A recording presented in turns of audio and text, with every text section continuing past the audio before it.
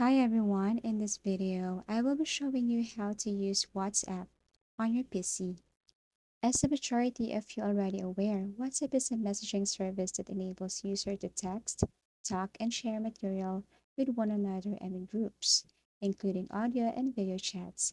You can download WhatsApp and use it on your own laptop or personal computer, in addition to mobile devices. I'm going to show you how. Go to any web browser and look for WhatsApp.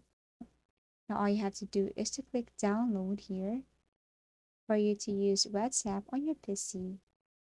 Once you download WhatsApp, this will be the first thing that you are about to see when you open WhatsApp on PC. You need a phone and a QR code for you to access it. Let me show you how. Open your WhatsApp on your mobile phone. Click the three dots here, click link device, tap link a device, and then kindly scan the QR code.